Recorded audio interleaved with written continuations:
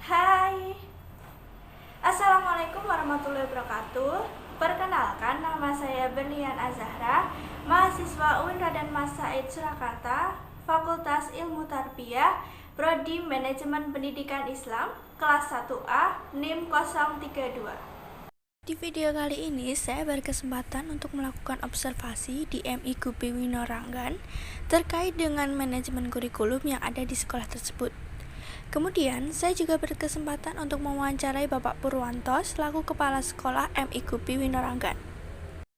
Sebelum masuk ke video wawancaranya, di sini saya akan menjelaskan terlebih dahulu apa itu manajemen kurikulum beserta profil sekolah MI Gupi Winoranggan. Manajemen kurikulum adalah suatu sistem pengelolaan kurikulum yang bersifat kooperatif, komprehensif, sistemik, dan sistematik dalam rangka mewujudkan ketercapaian tujuan kurikulum. Manajemen kurikulum tentu saja sangat penting karena sangat membantu dalam mencapai tujuan pendidikan yang telah dibuat dengan kerjasama di antara seluruh subsistem yang terlibat di dalamnya. MI Gupi Winoranggan salah satu madrasah ibtidaiyah yang beralamatkan di Desa Petian, Kelurahan Winoranggan, Kecamatan Gatak, Kabupaten Sukoharjo. Visi dari MI Gupi Winoranggan itu sendiri adalah maju dalam iptek serta unggul dalam imtak. Mewujudkan visi tersebut, MI Gupi Winoranggan juga memiliki misi yang pertama, melaksanakan pembelajaran secara efektif, menumbuhkan motivasi peserta didik untuk berpikir sebagai generasi muda yang kritis. Yang ketiga, mengamalkan ajaran-ajaran Islam dalam metode pembelajaran sehari-hari. Kurikulum yang dipakai di MI Gupi Winoranggan ini yaitu menggunakan perpaduan antara KTSP dengan K13 dengan metode pembelajaran yang aktif serta partisipatif yang diikuti dengan pembelajaran teknologi dengan pengajaran yang sesuai dengan tema dan tidak monoton. MI Gupi Winoranggan juga memberikan wadah pada para peserta didiknya untuk mengembangkan bakatnya melalui berbagai kegiatan seperti ekstrakurikuler.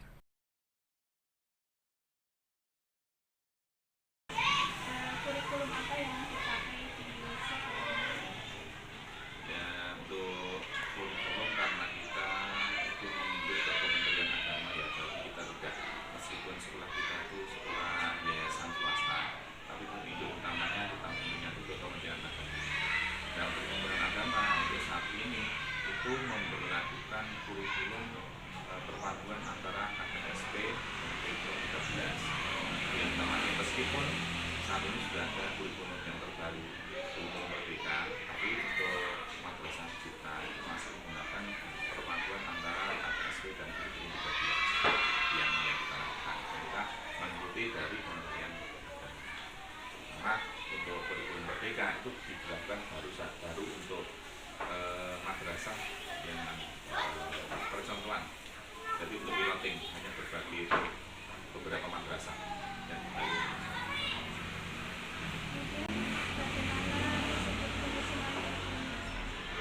dalam penyusunan kurikulum kita yang pertama itu adalah tetap pada perencanaan. Pada perencanaan itu kita membentuk tim pengembang kurikulum. Kita pada tim pengembang kurikulum yang mana untuk tim pengembang kurikulum itu isinya yang ada unsur dari yayasan, kemudian ada unsur dari komite, kemudian ada unsur dari sekolah guru kepala sekolah dan guru.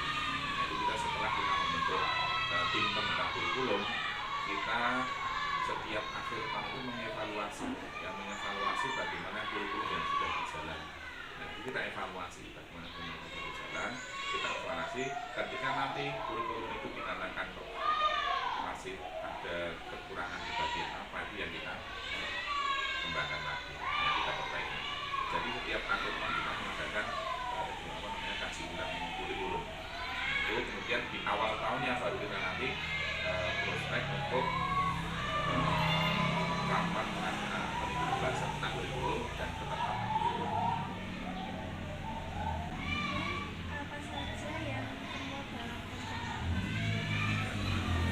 Yang dalam kurikulum ya, kalau dalam kurikulum banyak sekali ya, karena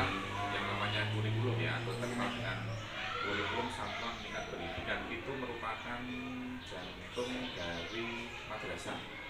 Yang di dalam itu menyangkut ke semuanya, ya, semuanya dari visi misi, kemudian dari pelaksanaan KBM, dari pembiayaan, kemudian dari alokasi waktu pembelajaran sampai tata tertib guru, siswa dan lain sebagainya, masuk semuanya dalam unsur kurikulum. Semuanya ada di situ.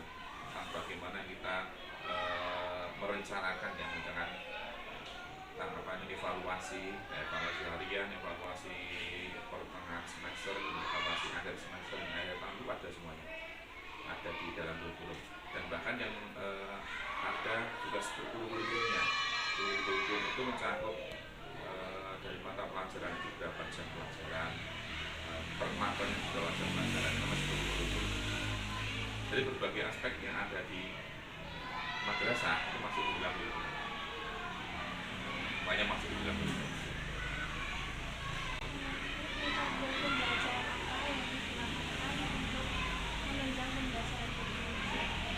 Untuk metode pembelajarannya yang lewat KBM itu kan bervariasi, ya, bermacam-macam. Kalau saya menekankan kepada guru, sesuaikan dengan tema, sesuaikan dengan pembelajaran yang sedang berlangsung. Jadi saya tidak mengharapkan metode itu hanya ceramah saja, tidak. Dan juga harus menggunakan metode pembelajaran yang bervariasi.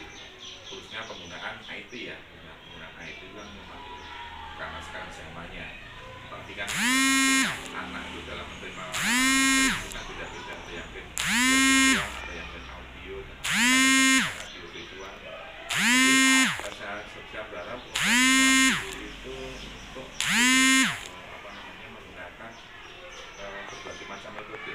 Jadi jangan sampai guru itu monoton menggunakan hanya satu metode.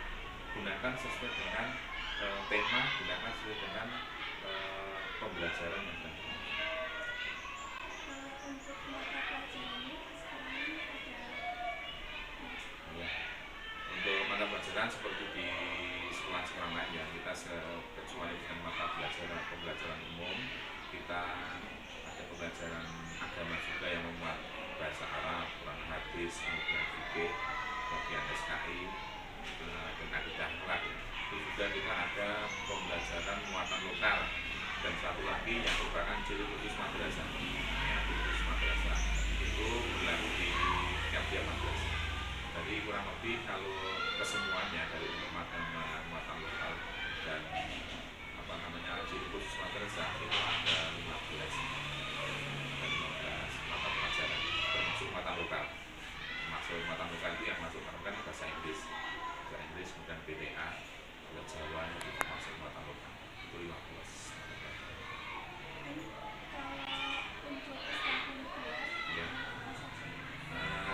Untuk istilah reguler, kita yang pertama ada drum band,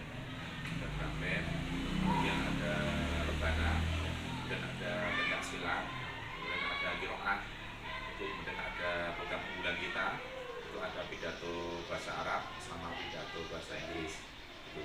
Dan itu yang ekstrakurikuler tambahan. Tapi kita juga ada program kurikuler yang wajib diikuti oleh peserta kelas 3 sampai kelas 6 untuk ekstrakurikuler pramuka. Kalau pramuka nanti kita wajib, untuk yang lain-lain lagi seperti tadi itu yang ekstrakurikuler tambahan itu tidak diwajibkan oleh yang wajib untuk pramuka.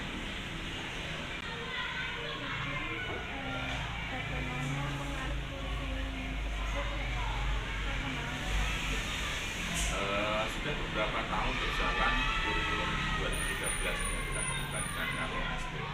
Itu pengaruhnya memang kalau kurikulum 13 ini kan kita seperti masuknya itu seperti pembelajaran tema, pembelajaran tema itu jadi satu pemberitaan pembelajaran kan bisa mencakup beberapa mata pelajaran. Itu pengaruhnya itu jadi guru lebih mudah di dalam istilahnya merencanakan, lebih mudah dalam merencanakan, kemudian melaksanakan, dan bahkan sampai mengevaluasi. Itu lebih mudah dibandingkan ketika menjalankan kurikulum yang berlaku sebelum-sebelumnya, mungkin seperti CPSA, seperti KTN, SP. Tapi ketika yang kita berlakukan seperti pemerintah, kurikulum 13 melakukan itu lebih enjoy aja ya.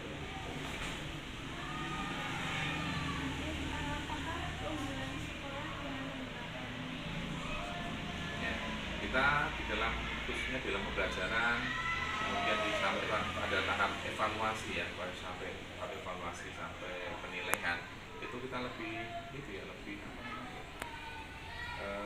lebih mudah dalam pelaksanaannya.